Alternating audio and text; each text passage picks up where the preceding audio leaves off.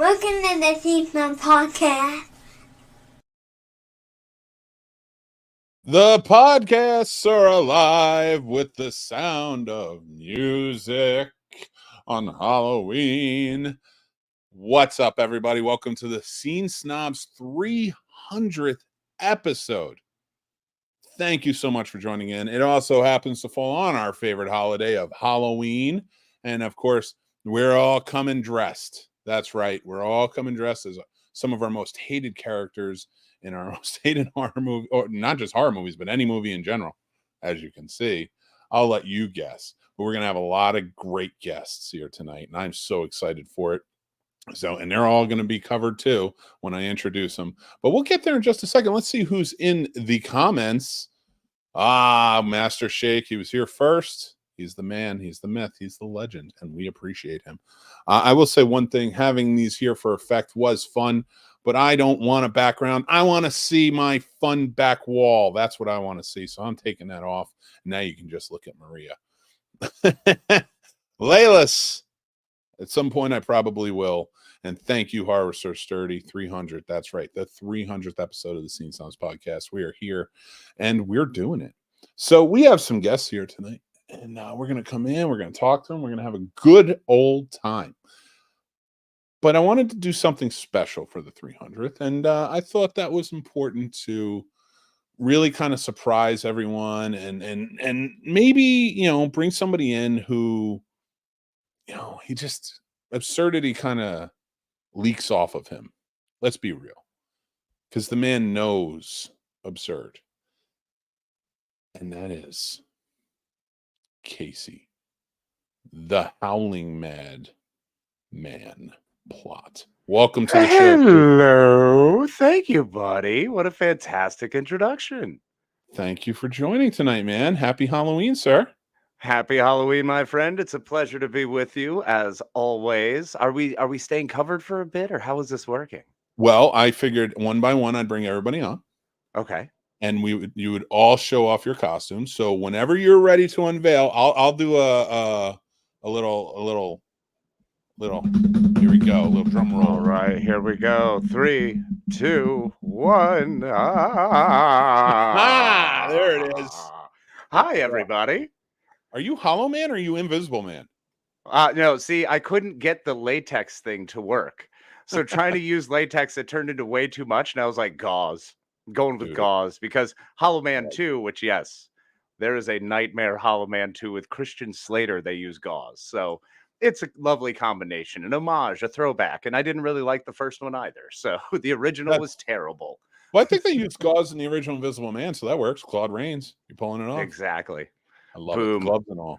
Well, let's bring everybody else in as we're going, and I'm going to bring them in one by one. So this man who's coming on next has some very educated, thought out, smart, logical things he says. That's good right. with the words and stuff. He's the good with the words, except for a few different words he doesn't clearly know, and that is that Jaws is stupid or Scream is overrated. And so let's welcome to the show. Dan, welcome. What's up, guys? How are you? What's up, buddy? I wasn't letting you get away with that Casey. one. It's great to see you, sir. Or not see you. Not see you at the moment. Well, Dan, would you like? How about I drum roll you? You ready? Drum roll. Woo! He hates that man so much. So actually, before we move on, I want to ask this fucking pixie haircut. How do they do it? Mary, Mr. Antonio, whatever your name is. How do you do this with your hair in the 80s? I don't understand it. Sandy Duncan, explain it to me, please. Lord Eddie, please. Oh my god, dude. Yeah, I'm just gonna leave the eye open. I'm gonna be like He-Man emo right now. Strong. And I see Dan's down there and not a fan of the stab movies, huh? Yeah. Oh, not and at I wanted all. to ask, who's your least favorite killer in the Scream series? Ooh. You think about that one. Let that one marinate. Yeah, it's the second one. The lady. The lady. Laurie Metcalf playing. Yeah, Laurie Metcalf. That's my least favorite one. Jesus Christ! Fair. It looks like My Chemical Romance that they fell into a vat of meat. You're the mid part of like a Joker, emo Joker. Like, I like that a lot. All right, we got two more in the green room, and I want to bring them on. We're gonna bring on our next guest. We love him. He's been around for a long time. He's one of three. He's a big geek. Jason Taylor. Welcome. What is up, everybody? hey, buddy. All of Dan's opinions are wrong. Casey, it's a very nice surprise to see you. Always pleasant surprise, guys. This is awesome. Yeah, man. It's our 300th. We're having some fun. Dan's opinions are wrong. I can't believe you put that. Ridiculous. All right, we got one more guest sitting in the green room. I feel like Maria at the moment. And we're going to bring him on, and we're going to get to your comments, and we got some fun stuff to talk about. But without further ado, the man, the myth, the legend, my good buddy who holds me upright, Sir Sturdy himself from the Horror Sir Sturdy podcast. Welcome to the show, sir. Sturdy. What's up, gentlemen? It is an honor to be on here. Casey, I am so fucking happy to hear your voice, man. It's marvelous to see you. Great to hear your voice as well, sir. And I'm coming right on here. I ain't even wasting no damn time. Did you want to do a countdown for me, Mick? Yeah, let's do it. Drum roll. Oh, I forgot to do it for Jason, too. Drum rolls for both. Let's see what you both got. Boom. Oh! The Purge and Casey. I realized the reason I didn't give you your own drum roll was on purpose, though, because I saw your costume earlier when you showed it. And then I saw Casey's in the green room, and I'm like, I should have brought Jason on last. So I was like, I'm just not going to tell him to put his thing on yet. Well, it's fine, Jason. Which one are you for? Which one are you representing? Oh, I am the Mummy. Oh, perfect. See, there you go. Totally different. Movie. That shitty Mummy movie. I want to say thank Dan's you to the favorite movie. The Video Store Clerks podcast. Thank you so much. Appreciate you. James MCD Reviews. Thank you so much. Appreciate you. Radar's here. He says, Happy Halloween. He says, hey to us. Love it. Appreciate you being here, buddy. The lovely Mrs. Snobs is here. And yeah, guys, so it's Halloween. What has everybody done? What do we do at around 40 years old for Halloween now? Like, what was our days like? And I'm going to start with you, Casey. Let's bounce it off. I just want to do a roundtable real quick, talk about our days on Halloween. Well, it was a simple day of battling ghouls and ghosts and goblins and trying to avoid hitting them as they're all out at like 4 p.m. now. I'm not used to this early Halloween thing. So as I'm driving around to pick up my daughter, I'm just noticing everyone just surrounding all of the areas so early. So by the time I grab her, most everybody's done. So we just wound up going out to dinner and enjoying a nice, relaxing dinner for Halloween. It was actually very quiet and not the traditional Halloween I'm used to. So, yeah, welcome to 40, I guess.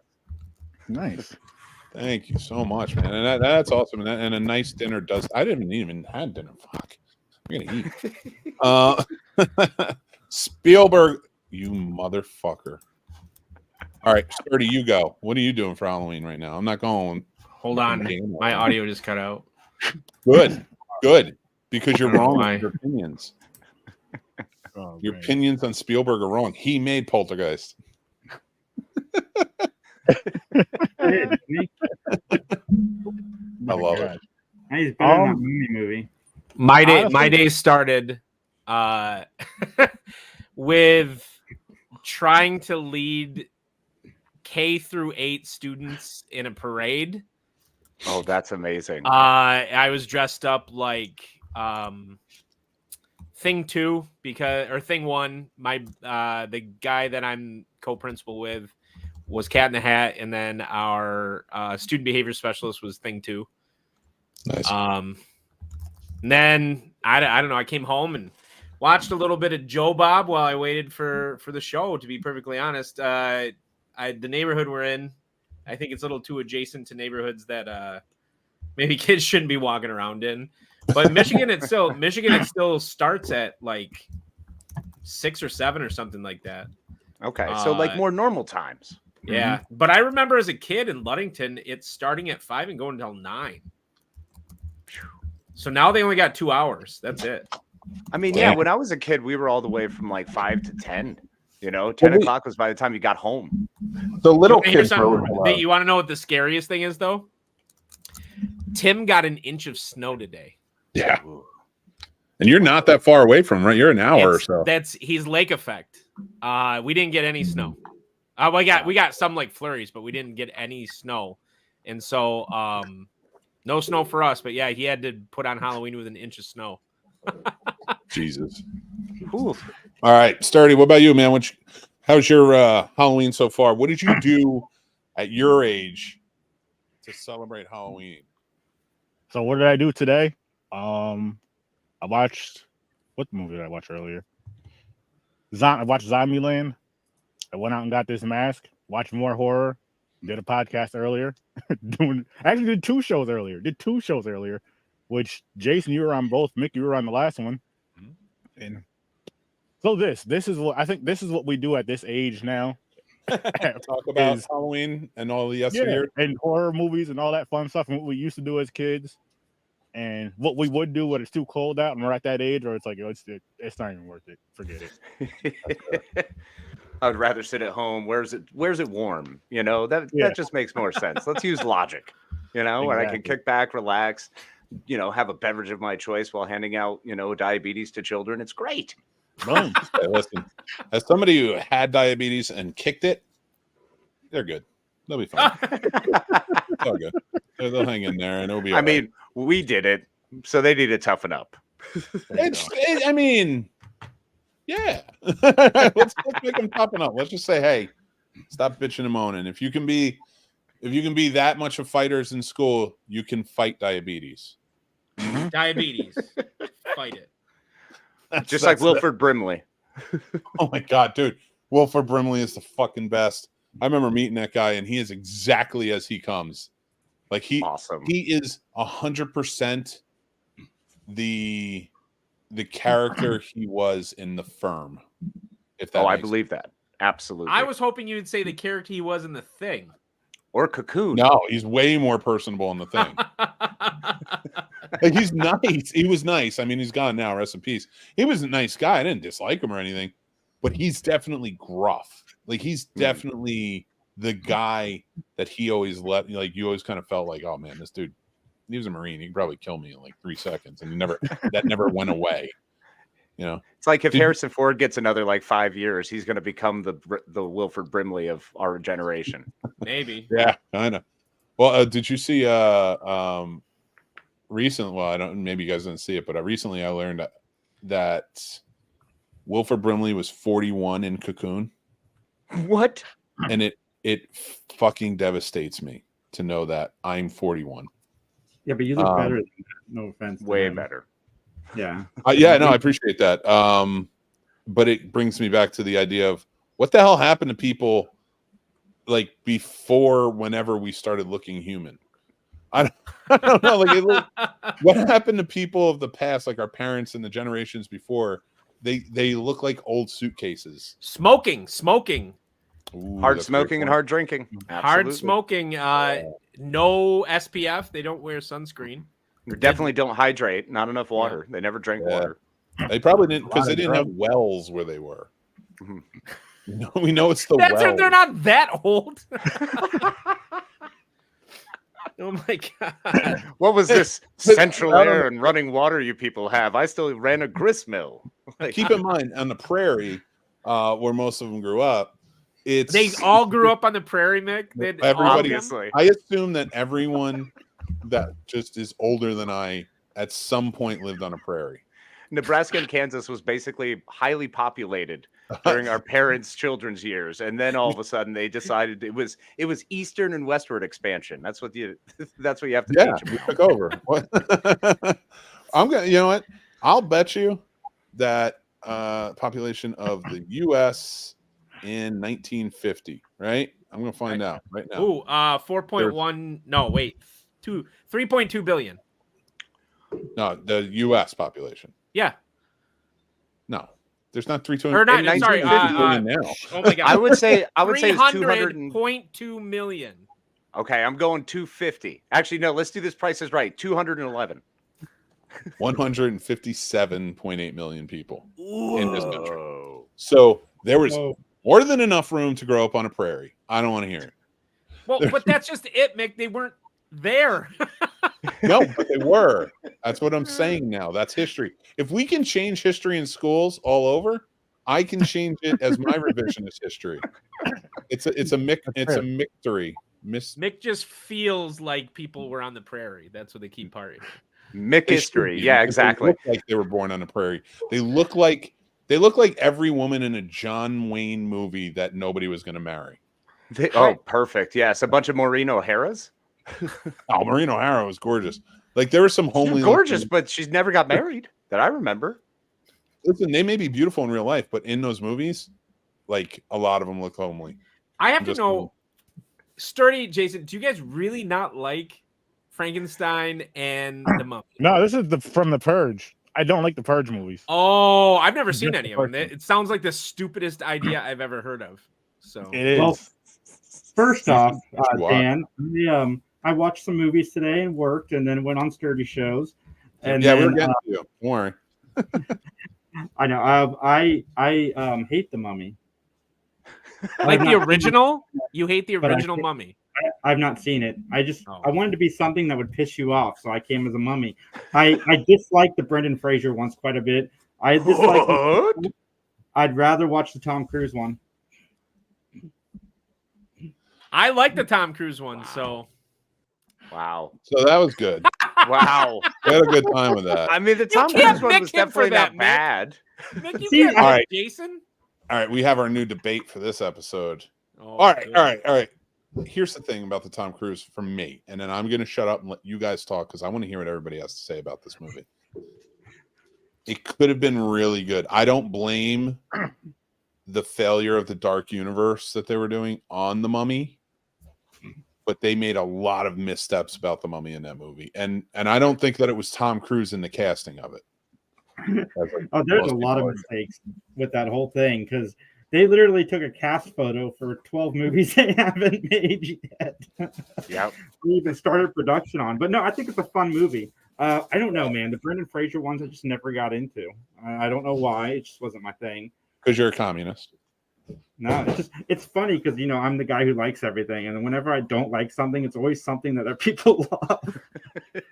I don't get that like with this movie because I definitely understand why people love the Brendan Fraser, and it's not really campy. It's just adventurous. It works. Yeah, all of it like flows really well. So like that's why it's my favorite version of the Mummy. Boris Karloff, of course, I love him. I don't love that version of it. It's not a go-to for me in the Universal Monsters, but I just don't blame the remake with Tom Cruise on Tom Cruise. I don't think the movie's terrible. I just think it really needs to be reworked. I think it was one of those movies that fell short. I think it was one of those movies that just the timing wasn't quite right. The fact that the editing struggled, the fact that the story had areas where we're like, how did that happen? How did that plot point just get kind of jumped into? Whereas at least with the Brendan Fraser Mummy, we follow a genuine storyline. It's action-y, adventure-y. I thought the Mummy himself was fantastic. The guy who played the Mummy was wonderful.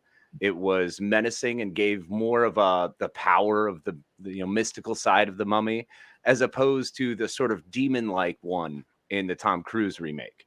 So, and I thought that was well done. It just fell short. It's just some movies just don't hit the mark, and that was one of them. I think the Brendan Fraser one, bang for my buck, was perfect. I think everything about it was perfect, and Benny as the comic relief was ideal. Everything else was very well done. Seriously, I get where people like it 100%. The Tom Cruise one suffers from the same thing Batman v Superman did, which they tried to make this huge universe out of this one movie without building a good house of cards with a solid base. But anyway, it's still fun. And both of their mothers' names were Martha. That's such a stupid movie, dude. I'm sorry, your argument is void. Oh my god. So was Tom Cruise's mummy's mom's name was Martha as well. Mm-hmm. Oh god. I just think it's a forgettable film. It's like not bad, just forgettable. As far as to put it on the Miyagi line, it's below it. People talk about it like it's one of the worst movies ever, and like I don't know. I saw it in the theater; it was fun.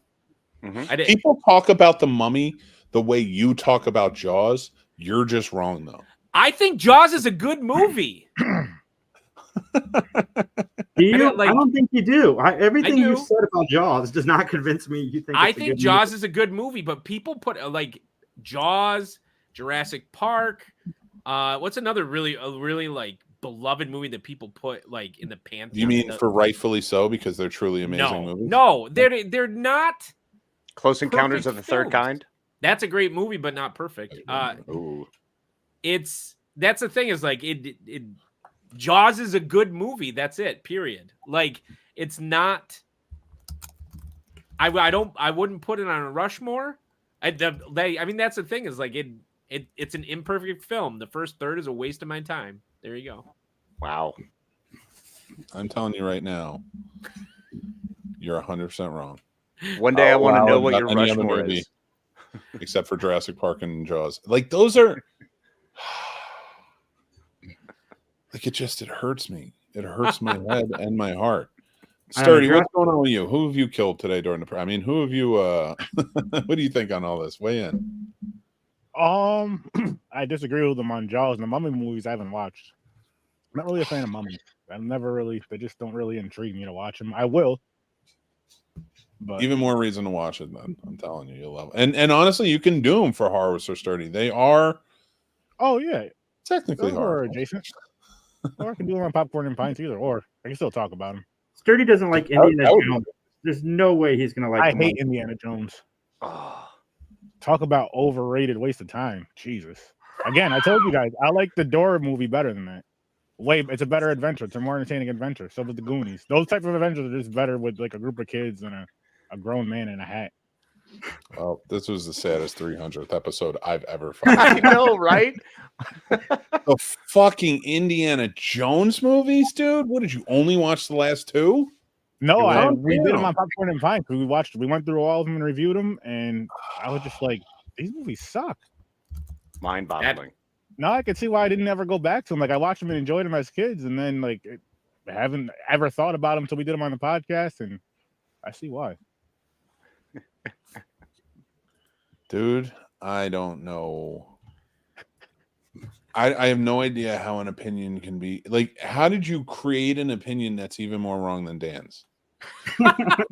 Listen, man, it's an opinion. I can't like it just because everyone likes it. It's boring. And like, Hey, okay, how about this? I'm kind of with it. Like, I think there's only one excellent Indiana Jones movie. Temple of Doom. Mick just He micked himself. put himself backstage. What the hell is this? What is happening? You're no longer my Von Trapp. dude, I'm sorry, dude. Like here, this is the thing is like the first one is phenomenal. Like it's a masterpiece. It's a damn near perfect film. Agreed. The second one Is awesome. has some issues. I like, especially the plot and the casting. The third one was fun. I think Crystal Skull is underrated, but not above the Miyagi line. Miserable. Miserable. Awful. This is why it's underrated. Is like people are like, it's one of the worst movies of all time. I don't know. It was fun to watch in the theater. And the new one made me cry at the end. I teared up some. It was I can't decent. do this I like anymore. I might have the to last quit. one. Am I Mandela effect by humans? Like You if went they're to 300 and you're done. But see, what happened is you actually are a Spartan now. And this is as far as you were supposed to go. And now Xerxes is about to just roll right through you with all this hate towards Indy. I don't get What it. is this Crystal Skull you speak of, Dan? I've never heard of that movie. Yeah, it was a sci-fi special. Don't worry about it. It's seriously, it was fun. I mean, it's below the Miyagi line, but it was fun to watch in theaters. Like, I don't think it was a worst film. Like, that's the thing is like, where's your line? Like, we talked about that on Mick at Night. Where is your line? Like, I would argue that everyone but the first one is probably below the Miyagi line. Well, I don't know. so you're kind of with me then. Maybe Indiana Last Crusade is on the Miyagi line. So you're kind of with me. Yeah, hold but on. I don't think they're as bad as being pushed. Raiders of the I don't Lost think they're Ark. bad. All of that happens whether Indiana Jones is there or not. Mhm. No, all right. No. I'm blocking the Big Bang Theory logic being brought to my show This is episode 300. That's not true. That isn't true. No. I mean, Raiders. I did dress as Indiana Jones for my first grade Halloween. I like Indiana Jones. I was just pointing that out because he really doesn't have any. How about no, we don't talk about Big Magic. No Big Bang logic here. I don't care.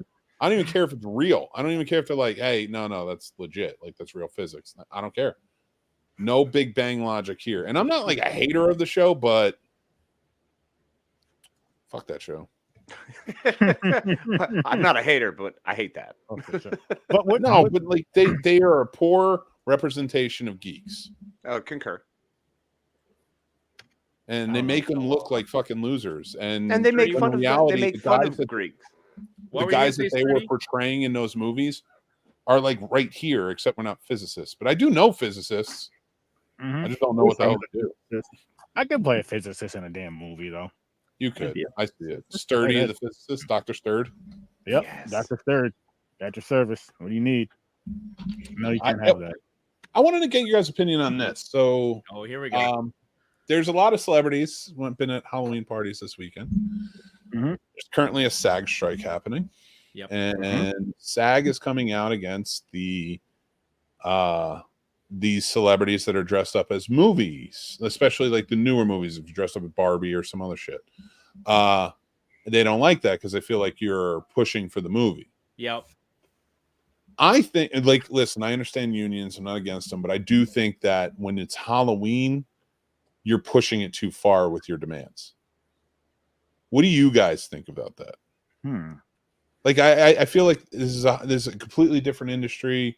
I get not talking about the films, even though I think that hurt a lot of new actors' TV shows this past season. But because it is what it is. Like, the biggest sufferers of this were the people with the newest projects, I think, are at the end of it. But yeah, so for me, hearing that and hearing SAG come out and kind of seeing the fuck you from the celebrities, like, I don't care. I would love to hear what you guys think. Let's go around the horn. Let's start with Sturdy, because I feel like Sturdy, I put you in no man's land, and we'll work our way backwards. Too hot. I say, if they don't let them do it, then dress up as those people that aren't letting you do it. This is why it isn't coming out, because of these faces right here. And I'm not saying to hurt these people, but it's like, let's put pressure on them to give us what we deserve, and boom. Well, it's not the studios that's telling them no. It's the people that the higher ups, the people with the fat pockets, the people who have no talent but they have the fat pockets and call the shots and fuck shit up a lot, a whole lot. So dress up as them for Halloween. That's the scariest shit you could be. But I mean, no, seriously, they should be able to dress up as the characters they were for these movies that just came out, especially if their kids want to and all that. They want to do a whole family thing of one of these specific movies. Why the fuck not? Yeah. Let's kind of let them still have their fun and enjoy this wonderful holiday. Then go back to the dumb shit November 1st. Fair. How about you, Jason? What do you got? What do you think? I mean, dude, some of these people have families, man. You're ruining their time with their kids. Like, these are memories. Your kids don't get younger. Like, maybe make a rule that they can't go as their own movies. Like, I don't know, but like, let's calm down a little bit. Just a little bit. It's one day out of the year. You know, these people, they want to go out and celebrate holiday. So many people. Sorry. That was just that was a good one. Oh, I'm sure someone dressed as a nanny. I know, Mr. man.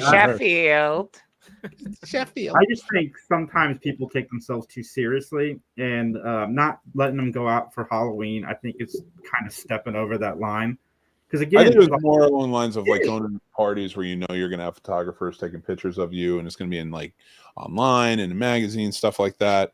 So I think they were looking at it as like, you're supporting this movie that's right now, we have strike against it, and so I don't think it like affects the kids per se, or like their time like taking them trick or treating. I think it's just more like these big lavish parties is kind of what they were going after. But at the same point, though, why the fuck not? Like, then don't like just because you get photographed in something, are they not supposed to wear a T-shirt from the movie? You know, like, what if they have a cruise shirt? Like, you just can't have anything if they're walking out and the paparazzi takes a picture of them. I don't know. Dan, what do you think? I've said it before on the show. Like, I have a serious problem with the invasion of people's privacy. Like, Radar put that comment in there, and I agree with him. It's personal life, not the work life. But I think it goes further. I think individuals who choose to consume paparazzi-esque things are to blame. If they didn't take pictures of it, it wouldn't matter, and the celebrities wouldn't have an issue with their private life. I blame citizens. If there wasn't a demand, it wouldn't happen. I've said it for a long time. I mean, it's a chicken or the egg argument, and my wife and I have gone round and round about it for a long time. But I hate the fact that people consume reality TV or any other, like, whatever you want to call it. I don't even. It's not really paparazzi, Mick. What is that? What do we even call that? Like, that whole world where people are like Truman showing others' lives. They're living vicariously or almost like voyeurist on celebrities. Stop worshiping celebrities. Yeah. And then it's not an issue. That's my biggest thing is like people are constantly like, think about all the clickbait that people click on in terms of that. You know what? Honestly, like if there wasn't a demand, the paparazzi and other people wouldn't be photographing. If they weren't photographing it, these people could have private lives.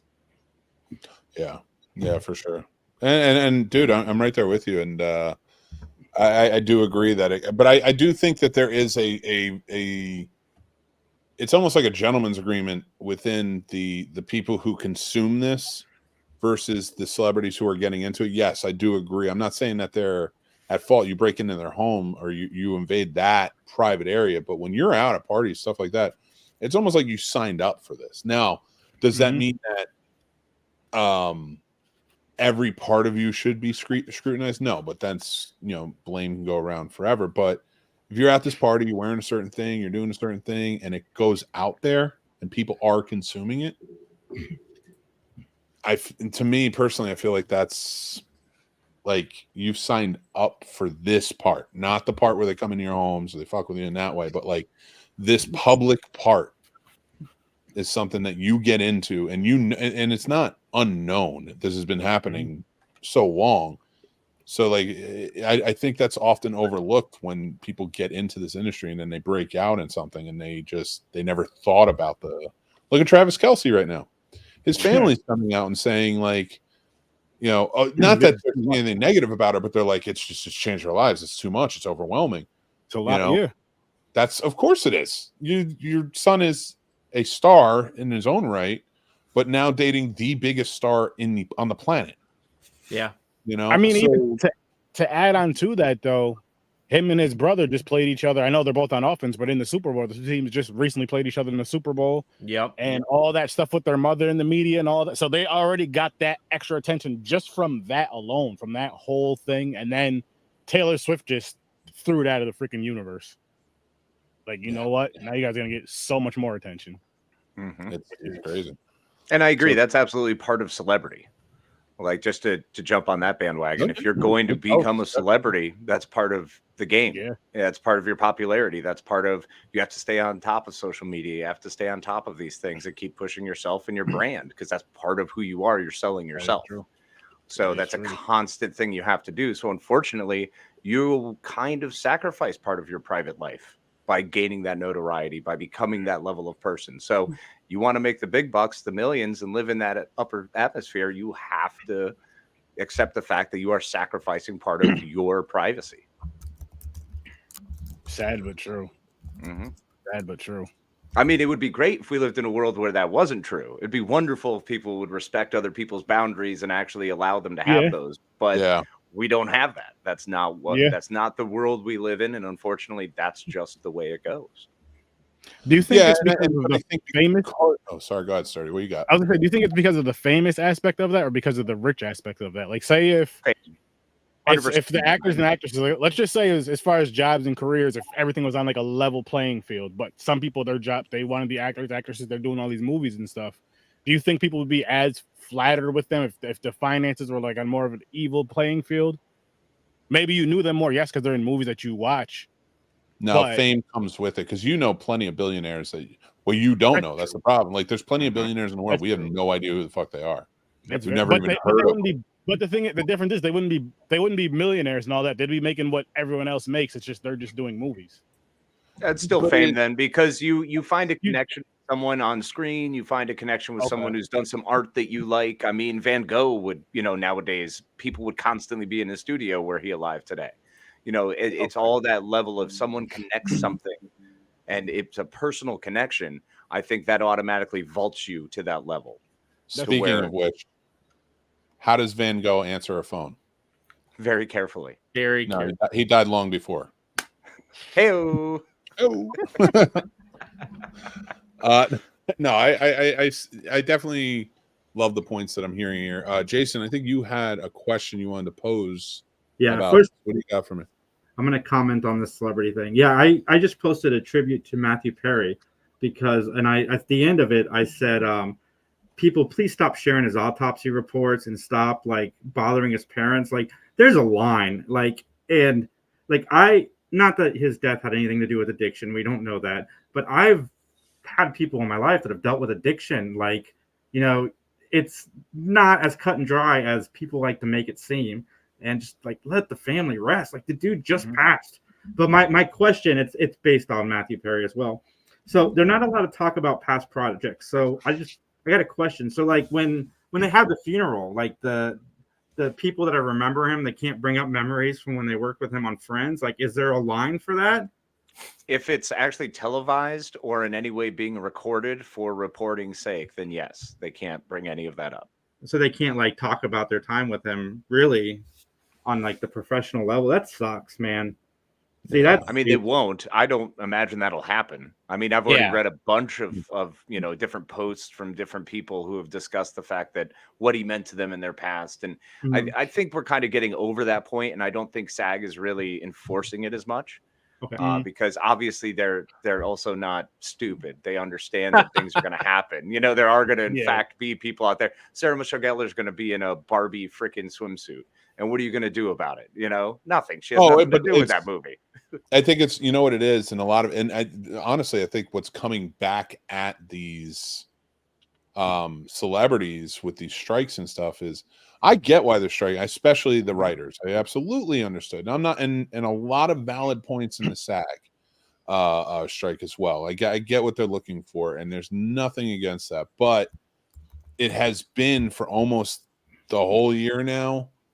Like, you can't do this, you can't do that, you can't do, like, I haven't reviewed a movie since Mission Impossible because it's everything's struck right now. Like, you can't do anything, and you get, it's a tough time all around. But with these celebrities, they bask in it too. Is the problem. Like SAG, I don't 100% agree with it, but like, all of their points, and I don't think they should invade personal life or what you go and do. And you're right, it's not to me. And I think what's turning on its head with this is they're publicly putting it out there, saying, "Oh, you shouldn't be doing this. It's against SAG guidelines," and they're publicly going against these celebrities, and the celebrities are saying, "Fuck you," I'll just do what I want.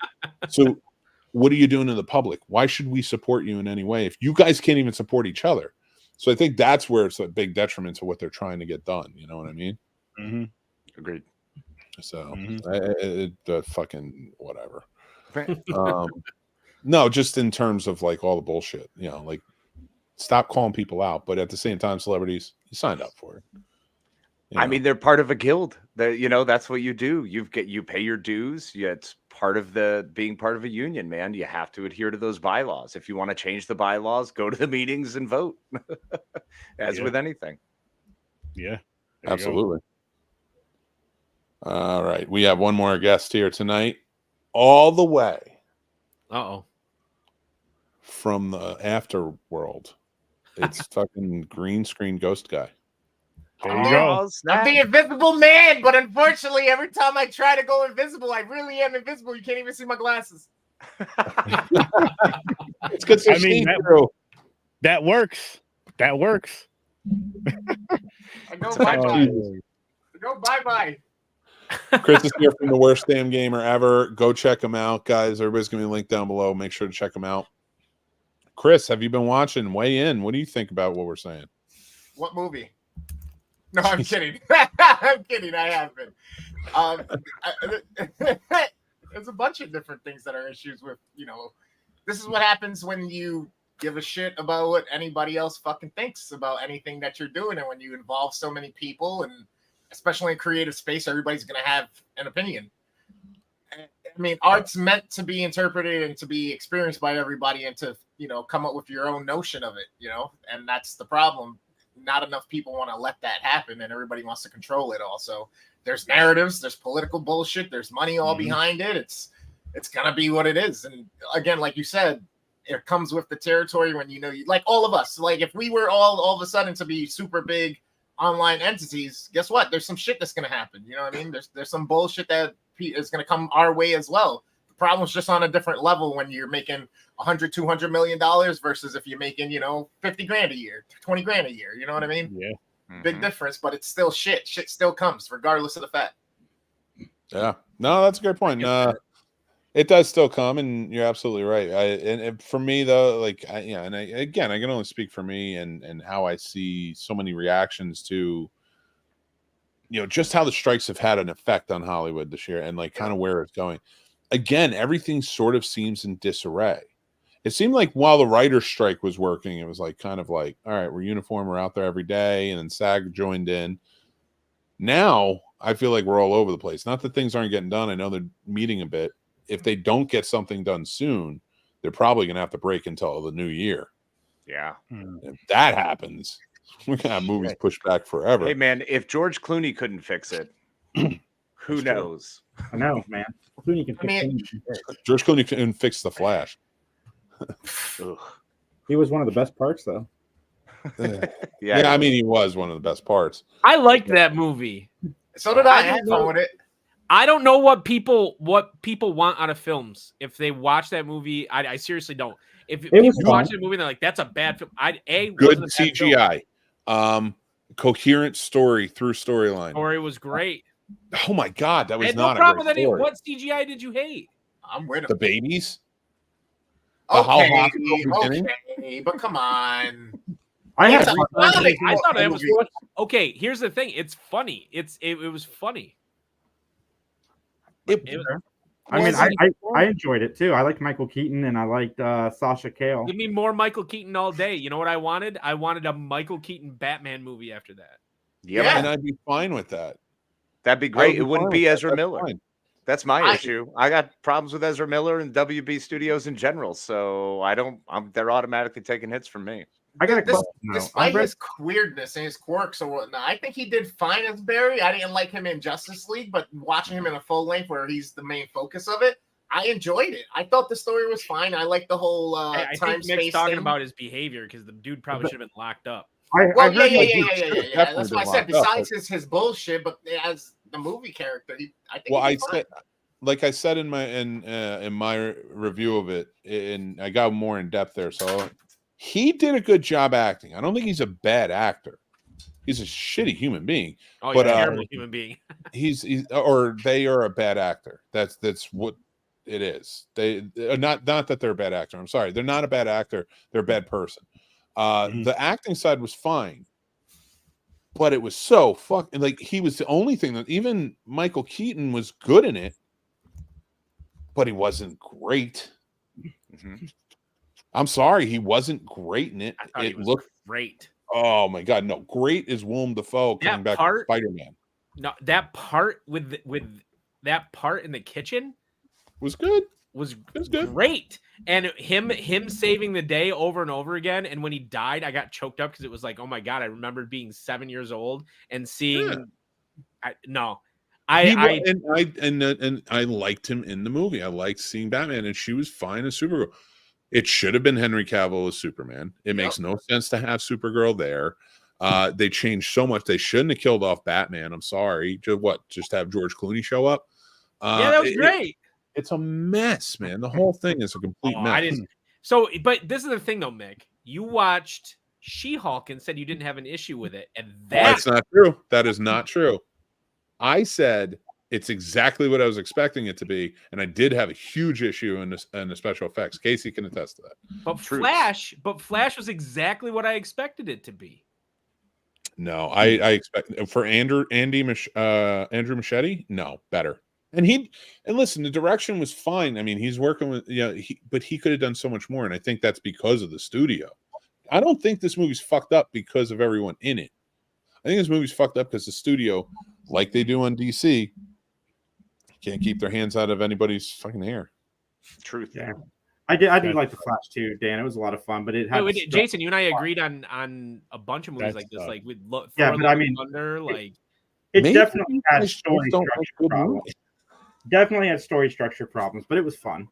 But, I don't understand. Here's the thing, you know what I don't want to see? You know what I really don't want to see? The Marvels.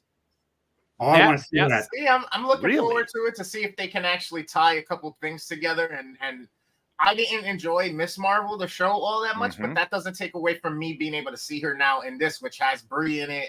It develops a little more of the story of Captain Marvel, whatnot.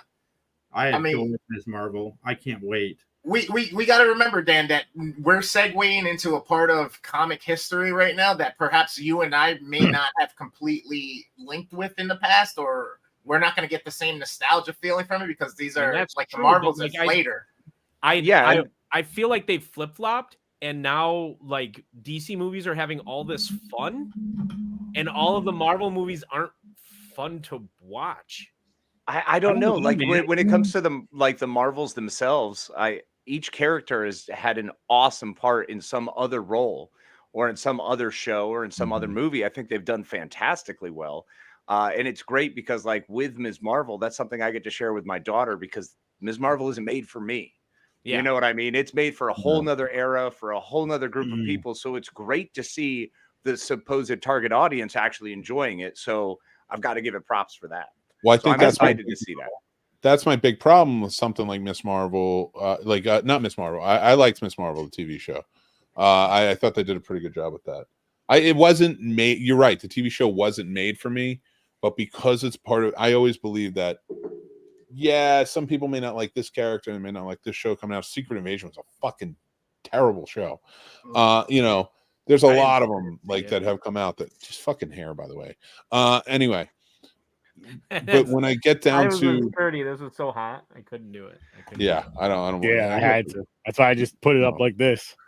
Hey Mo. So getting but going back into it, like so. There's a lot. Like I liked Miss Marvel, and I think I'm gonna like the Marvels. Yeah. Because I'm hoping they'll take the right steps going forward. It seems like it might be a fun movie. I didn't like the first Miss or whatever Captain Marvel. Where everybody's going crazy because they're like her feminist stuff or whatever. I didn't give a shit. I liked it. I didn't care. It was a good movie to me. I liked that movie. I just told you I thought it was released out of sequence. I thought it should have happened after Endgame. I think so. But damn, which movies haven't been fun? Because Guardians was fun, Ant-Man was fun. Guardians 3 was not a fun movie. Guardians 3 was not a fun movie. Was a very heartfelt movie. Very heartfelt. Pull your I strings. did not have fun watching that movie, and I will never watch that movie. I mean, I thought Doctor Strange was a ton of fun. Yeah, I didn't. I had a lot of. So Doctor Strange. First of all, the whole beginning made zero sense. The Flash, like I like the Flash, but there's parts of the Flash that make no sense. All that stuff I was into. My problem with the beginning of Doctor Strange, multiverse, was that with all the changes that they made to the ending of, what was the show with the Ultron? Age of Ultron. WandaVision. Blacklist. WandaVision. All the changes they made to the end of WandaVision, it was like WandaVision didn't happen. And I didn't. Well, kind of, but she wanted that kids back. I mean, we saw it. It absolutely happened. If it didn't happen, then Doctor Strange doesn't happen. And she wouldn't have had the Darkhold, and she wouldn't have tried to. I don't know, man. I didn't think that connection made any sense at all. And the other part was is that like all the growth that she made during WandaVision was thrown out of the water so she could be like evil Wanda. I don't know. That was the whole point of it. The growth was getting her to that point, right? Yeah, it was killing WandaVision Vision. It got was her from good to bad by the end. yeah. Yep. By the end, when she's sitting there in that cabin and she's really reading the dark hold and projecting herself as good, like that tells you right there, like she is completely crossed over. Yep. I felt like she had kind of like this catharsis, and I don't know. I didn't buy it. No, Yeah, I she think was she was just straight up good. broken by the end of it. I think that And was the then- beautiful part of it, was she was so splintered and broken and hurt by all of this that she just, you could see the snap. There's no way you're not with when you know the whole world, and like the way they played it was beautiful. The way the whole like wave was coming, and you know the kids are going to disappear, and then he disappears, and she's in the middle of like a lot, and like when she just breaks, it's ridiculous. It's crazy. It's heartbreaking. Yeah. And I think that told you everything you need to know going into Doctor Strange. I didn't. And pick that's up that's on it. why at the scene when he's like, "Hey, so you gonna Are stop you- the charade type deal?" Because she was creating that beautiful scape, and that plays into the whole role of her understanding that no one's gonna understand that she has to hide that this is her mission type deal in Doctor Strange. So she started projecting herself as being good. She started projecting the nice little cherry blossom garden and all that shit. I will say the MCU needs to start doing previously on, because now they're interweaving TV shows with everything else. Because I know a lot of people that are worried about watching the Friday, Marvel. but the problem is if they do that now, the movies are going to be 3.5 hours long. I'm done with that. It'll be. I refuse. I'm never going to see another 3-hour movie in the theater. I won't do it. So I saw Oppenheimer, right? Yeah. And beautiful movie, very well done, fantastically acted. Like an hour and 30 minutes too long. Wow. Like easily could have cut down a lot of that. And I'm sorry, I don't know who else saw it. A quick show of hands, because I don't want to give anything up, but I'm gonna dog shit on something real quick. That Lost my glasses again. that explosion, and we know what we're talking about. Yes. That wasn't that. Like I love the fact that he wanted to practically make it happen, to recreate it. It didn't, like, it just didn't have that same effect for me. Like I would have preferred they used like not stock footage of it or something. Like it just wasn't like I wanted the devastation of it. Like you know how when you watch like and I'm sure we all have, but like a nuclear explosion. Oh yeah, those Bikini Atoll videos are great to wake up to. Yeah, right. No, but we've all seen them, and when we see them, there's something like, even when you know it's like in the water or something from the 50s or whatever, it's dark and it's scary and it's weird. And I didn't get, and that's what I should have felt, especially crossing over. That's the halfway point, crossing over into the second half and to see how he felt. If I feel that way in the movie from that explosion, I'm with him 100%, and I feel bad that he's getting taken down. I think they wanted to carry the actual actor's ability in emoting that and creating that atmosphere with the selection of music, curating it, and all that stuff. Because I 100% I felt it as soon as I saw him walk up to do that speech, I was like, oh shit, it's definitely hitting him. It hit him. Every bit of buildup, though, was fantastic. Like the tension that was being built while they're waiting, that it, like, just the sound, everything building up to it, and then it felt like a firecracker. And it was like, listen, Nolan, I only want to Kubrick your way out of this and do everything practically, but you didn't hit the mark here. Like, in fact, it deflated the last half. I don't know how Casey feels, Mick, but I feel this way about pretty much any historical, like, we need more docudrama, whatever you want to call it, drama. Like, I don't like watching them. They get the details completely wrong, and in all seriousness, like, I hate watching any movie that I know the ending to. I feel the same way about, like, so he mentioned Flower Moon. Like, if you know the history associated with what occurred, I don't know, man. I just have a lot of issue. You know what I really like when they do with history? It's something like Gladiator. Like a slice of life from a different perspective kind of thing, where something it's like if you're gonna do it, just do the most insane version of it that you can do. Like this stuff where we flash back to history when we play armchair with it, like I'm sorry, I'm not interested in it. I studied enough in college. I don't need some brush up on it. And like I don't know, man. I don't. I want Nolan to stop doing history stuff because every time he does, I'm bored out of my mind. It's pretty once. It's pretty. It's really well made. 1917. I mean, 1917 was a struggle because it's like, who doesn't know about World War I? Who doesn't understand all of these things? Yeah. You know, I mean, come on. We know what happened. If you're going to show me Armistice Day, that would have been neat. Show me something that happened that was a random moment. Dunkirk was okay for that because Dunkirk is something that I didn't really study all that much because it's kind of boring. You know, and it's fascinating to learn that, yeah, the English army was almost completely lost in the first 6 months of the official World War II. That's neat. But aside from that, I didn't get anything from it. And to that point, though, like with what you're saying about like the history and the side, like I do think those movies help because I know for me being young in high school and I saw All Quiet on the Western Front, that movie to me is still one of the pinnacles of war movies. It's still one of the absolute best and shows the absolute horrors of it. I think another one, if you really think it's Come and See. Come and See is probably the best war movie I've ever seen, and it's also the hardest movie I have ever watched in my life. And it's all from the point of view of a young Russian boy during World War II. So it's devastating. But if you ever get a chance to check that out and to kind of talk to that point, like I don't mind like the 1917 stuff like that because I think that keeps younger people than us alive in history. Like to learn more. Like when I'm not a history guy like you guys, so I love film history and things like that. But when I learn even a small inkling or see a movie about a piece of history that's interesting to me, I dive right in and I want to learn about it.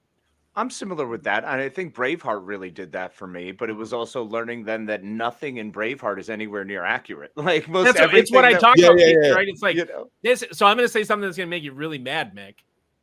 When I was a kid, I absolutely loved the Wyatt Earp film and Over Tombstone? Hated Tombstone. Of course you did.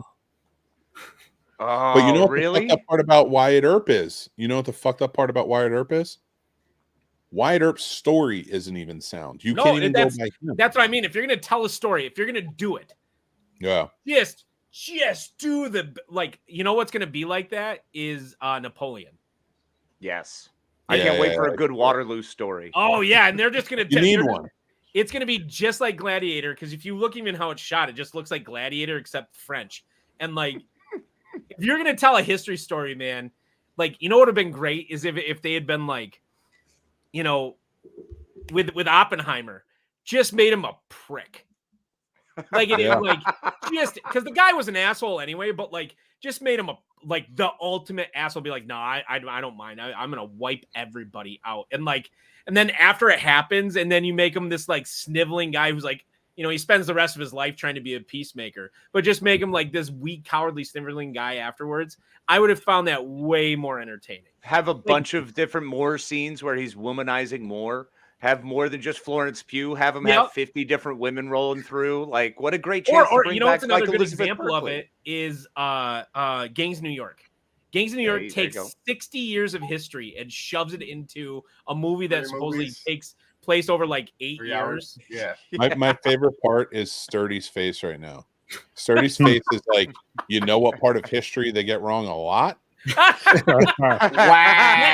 What's great? Get wrong, ignore all that stuff. You guys know that Gangs of New York actually brings up something about African Americans in the North during the Civil War that nobody else really talks about. They didn't even talk about that in Glory. Yeah, and these are the riots where they hung people. They just went to an orphanage. They just leave it out of history. So, Sturdy, if you haven't seen Gangs of New York, check it out. Highly recommend. Do you know what I didn't know? When I finally sat down and watched Abraham Lincoln, I didn't know he was a vampire hunter. And I had to study that. Wow. I'd rather watch Abraham Lincoln Vampire Hunter than Lincoln. Yeah, I'll agree. Although Tommy Lee Jones was pretty rad because that does give life to a different character in history that is important in American history, to understand who these different senators were and how they got the amendment pushed through. And like, True. those are important things. And one of the few movies that shows that, but it's not as much fun as hunting vampires or finding out that Harriet Tubman was a freaking action hero. Or real Richard, life, though. Imagine, She was imagine a real life action hero. Richard Nixon. Like, what would he hunt? God, it would be T-Rexes? like, what's that? T-Rexes? Yeah. Better Jurassic Park. Richard Nixon versus the dinosaurs. Oh my god, dude. No, Richard Nixon versus Velocipaster. Oh, yes. go. It gives so many levels to what he did for fossil fuels. Only Richard Nixon could go to the jungle.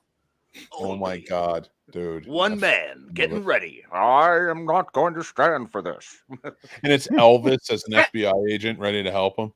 Oh, See, like, Thanks that's, for my I don't know, badge, man. I baby.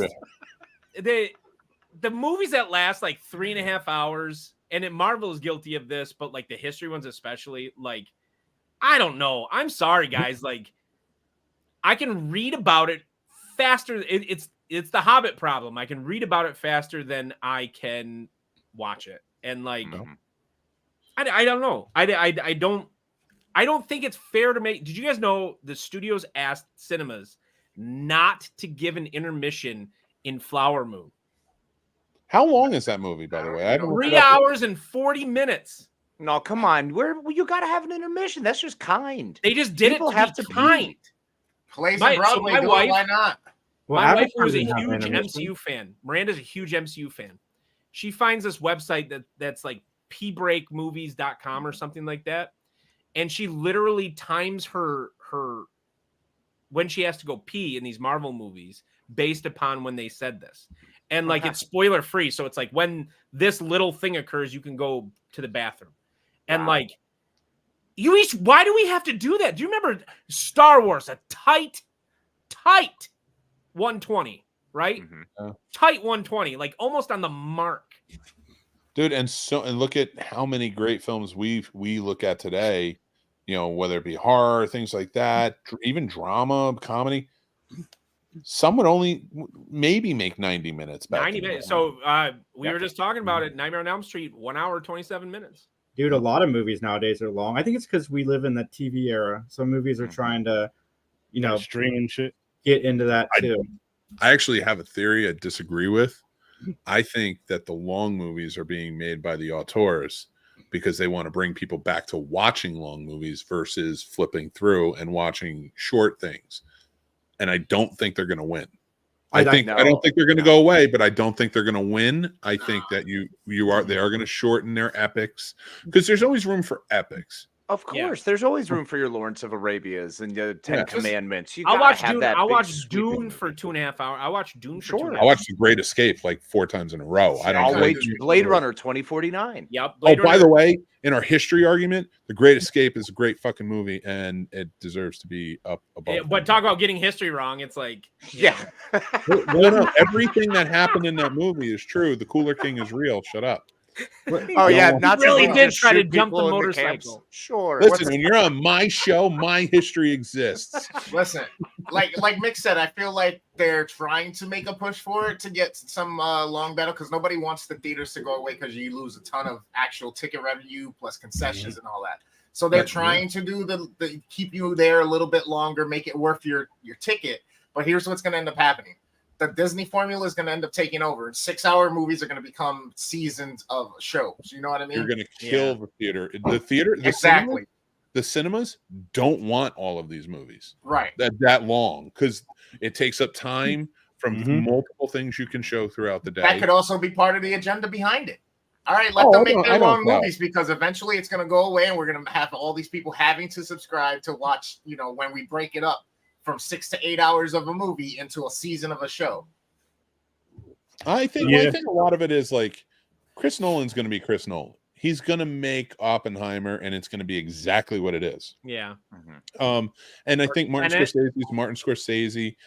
Killers of the Flower Moon is probably going to do really well on Netflix. But who cares? Like it's not like it's probably very good, but by everything I'm reading, even by the Native American tribes, they're kind of like, you really kind of they didn't really tell the story the way that was supposed to, the horrors of it. So like, Well, to what Dan's point, yeah, he just managed to avoid those parts. He missed those parts. I Yeah. think that was a big part. Is Yeah. it's for him for Scorsese of all people, he just kind of tweaked that. I think he needs to stay in that more, current realm, like the Departed era. That's Yeah. where his ballywick is. That's what he nails. And those are the slice of life stories that we're interested in, because those are things that our parents and grandparents understand. And that's kind of neat. Going further than that, and this is the same issue that medieval France struggles with. It's boring. It's boring. Sorry, but it's boring to go back and learn about an oil tycoon. I don't care if Daniel Day-Lewis is acting his face off. It's boring. I want that to. ending part, though, the drink your milkshake part. Sometimes I just watch that on YouTube. but that's just a Right. great scene, and that's the problem. We have Yep. so many great scenes in these great movies. But in some boring movies. Now, even Oppenheimer and Barbie. Oh, why did Barbie win out over? Of course it fucking did. Right. It was Of fun. course it fucking did. 40 It's years- fun. I'm sorry, was Oppenheimer not R? It had to have been R. Oh, If it there's- was. right? You got too much. So puberty. why weren't Yeah. people comparing that in the first place? Like, everybody knows making something R basically cut 50% of what you think the profit is. Mhm. Well, plus it was a good double feature. But I want to see Flower Moon. But the only reason I want to see Flower Moon, I'll probably only watch it once, is because the trailer, it looks like De Niro and DiCaprio are acting their asses off together, and that's the only reason I want to see it. The problem is Brendan Fraser apparently just ruins the film. I'm not a What? Brendan Fraser fan personally. Yeah, I if love the fact people- that he's making a comeback, but I'm Yeah, not a we do. fan of his acting. People said We already he should- understand you struggle, Jason, with all things Brendan Fraser. So let's just calm down and pump the Yeah, brakes. Go listen. watch School Ties, and you'll love him again. I do like Jason- Brendan. Or Encino Man. Jesus. Brendan Fraser was in of all Blast to the Past with Yeah. my girl Alicia Silverstone. I like And that. walk What was the one with the devil chick with Selma Hayek? Yeah, Bedazzled, or- not Selma Hayek. No, it's Elizabeth Hurley. The Elizabeth Hurley. Bedazzled. Bedazzled. Yeah, Bedazzled was awesome. That was good. He was in Monkey Bone, okay? Monkey Bone was good. I thought the Mummy one was super dope with him in it, or the Monkey yeah. one, Man, the Chris. Mummy. James says Fraser's barely in the Flower Moon movie. And people said he Oh, needs is to give back his Academy Award. He was Yeah. Jesus Christ. Yo, That's how bad they said his performance, and it wasn't like it wasn't problematic. It's Damn. just- apparently he's really bad. James, is the movie on Apple TV yet, Flower Moon, or is it Give me just 2 seconds, guys. 2 seconds. Yeah. You Hey, keep well, going. when Started you guys reading- when you guys were talking directors or whatnot, like Michael Bay and all that shit, he said Scorsese, and for some reason I was like, you know what a project will be dope to me is if Scorsese and Spike Lee got together and filmed a movie about like the transition of the Bronx or something through the 70s and the 80s, fucking showing old, Bronx being burnt down, becoming this weird crack haven, and then how we get the craziest people on earth at this point being from the Bronx. I That'd mean, be even the phenomenal. changes in Harlem, that would be fantastic. Yeah. The way Harlem is completely being gentrified. It would be incredible to see how that happened. And if someone was taping that real time, I want Scorsese's story with, the Spike Lee hard hit, the impact that you get Yeah. from his actual writing. I think that would be a And beautiful combination. Yeah, and you throw the right cinematography together with them, with their both styles combined. I think that would be something super fucking valuable to and make sure that it's as historically correct as you can. Because that's the other problem with a lot of these movies is that we gotta by the end of it go, okay, now let's for ourselves think about this and go, what was probably true, what wasn't, what was probably, okay, I can't figure it. Let me go do research and actually find out about the actual event or the time or this, that, and the third. And that's annoying to me. Like, if the entertainment can be just as entertaining as it needs to be to draw the masses, but still be accurate and give us what the truth is, then we don't have to second guess nothing. Now we don't have to worry about that. We know we can trust you, and it's like, cool, you're creating content and movies in a form that I like, media in a form that I like. And I know I can trust you, rely on you. And now I don't have to backtrack to try to figure out what's real, what isn't, what did they pay for, what did they like. That shit to me is the problem with anytime you touch anything of historic past and you're trying to be like based on a true story. Don't just make it based, make it as accurate as you can to I feel like they leave the based part as too loose of a term for them to just make their playground. And I don't like it. I don't want it. To be You know what? Barbie was a documentary that was filmed in real time, and that's why it sold so well. just like Back to the Future. Wow. Actually, to your point, Chris, I would absolutely fucking love that. I would love Scorsese to revisit like the Mean Streets era and tell those stories today. Not even like because Goodfellas ended more in the 70s, 80s. I want that because one of my favorite times in history and when it's portrayed in movies is the 70s and 80s New York City. There's so many different factions of so many power struggles and just and finding about all the corrupt police officers, an entire station helping run drugs. Oh my god! You know what isn't a great movie, but is a really good real estate deals. Movie. Fucking. Whew. But the atmosphere of the movie really pegs the 70s and 80s in that area. Is Blowout with John Travolta. Oh wow! Yeah. Now I gotta check it out. I don't recall. Strong. It's a horror movie where he plays a sound guy for movies, and he's in a park picking up just atmosphere sound stuff, and he hears a blowout of a tire, or what could be a shot. But he hears a shot right before the blowout. That's what it is, and of course it's a euphemism. Blowout of a tire, blowout for sound whenever it's too loud. So it turns out that it was an assassination plot, or they actually assassinated some senator or something, and he's trying to investigate it just through sound. That's kind of cool. I think it's very underrated, personally. Interesting. Nothing a major that you write home about, but I think it's a good horror thriller type movie. I'll check it out, even though I think John Travolta sucks. I like them in that. I dare Sturdy and Jason, you guys next time, I will come on the show if you guys do this movie. It's directed by Fred Durst of Limp Bizkit. Nope, I won't watch it. My dad watched it and he said it was awful. And I will come on the show. I will come on the show, and I hated the movie so hard. I hated it so bad. I would come on the show and talk about that movie. I think it's called The Fan. Is that right? Oh, with John Travolta and who's he chasing around in it? I can't remember. It's so bad, but it's made by Fred Durst and The Fanatic. That's right. The Fanatic. That's right. The Fanatic. And because The Fan was that Wesley Snipes and Robert De Niro. You're right. That was amazing. Yep, that was a good movie. The Fanatic. Yep. Mick, I think we'd be remiss if we didn't at least kind of rehash that this is your 300th episode a little bit more. I was just gonna say, right? I like the talks, so I don't mind them. But yes, let's talk about it. I appreciate you doing that, Dan. So, guys, this is the 300th episode of the Scene Snobs Podcast. Thank you so much for tuning in. Live show. Hopefully you're enjoying yourselves. Please remember to hit subscribe, hit that bell so you know when great shows like this and others are coming out. We have lots of fun stuff on the channel. With Snobs Film History. We were talking about history, but go watch it. Does it suck? Did I just fix? What else do we have? We got tons of stuff. Oh, Discovering Horror. Maybe Mick should fix Jurassic Park. Okay. Here's how you fix Jurassic Park. Here's how you fix Jurassic Park. You keep it as Jurassic Park. It's fucking phenomenal. You're insane. Now, if you want to fix any other movie in that franchise, I'm down. You can't. Dan, why are you kidding? Why are you agitating me on the 300th episode?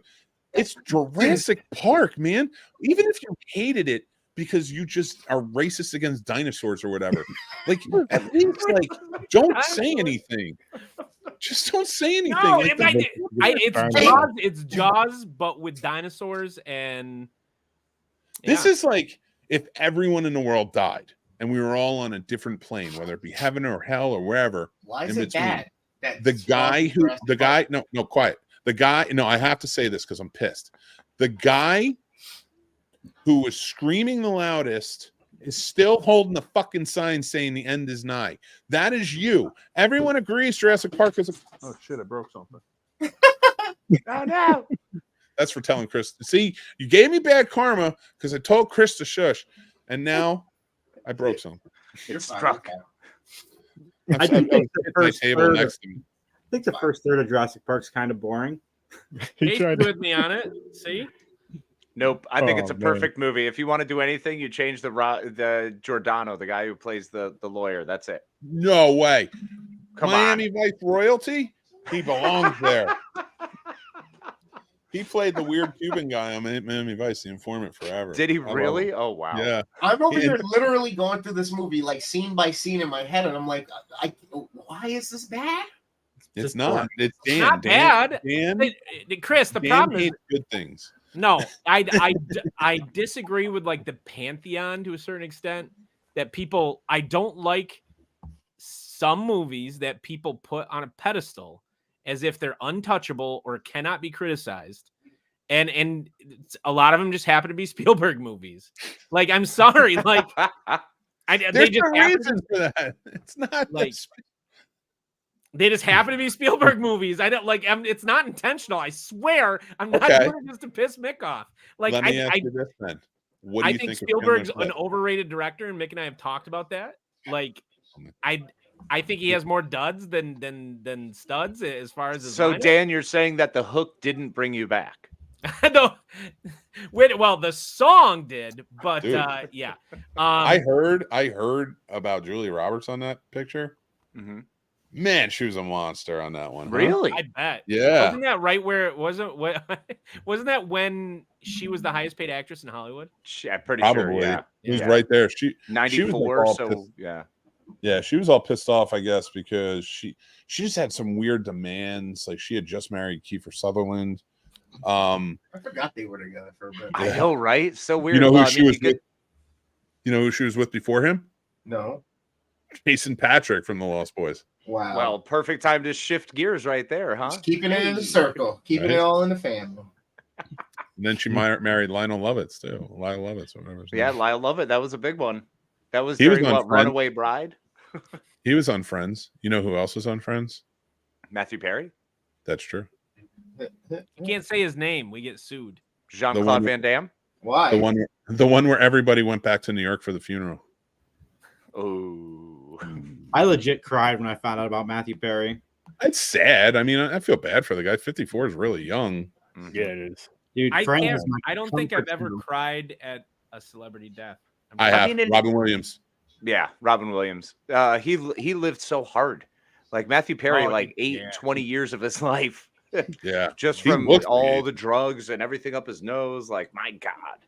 And it's like, and that's the thing. Like, people who get into drug stuff like that, I don't necessarily like. I'm thinking, oh, he's a bad person. He deserves what he gets, but not at all. Like, it is what it is. But like, I don't understand the dynamic when celebrities die. So like, I stopped like posting for the most part. I'll only post if the person did movies that really meant something to me.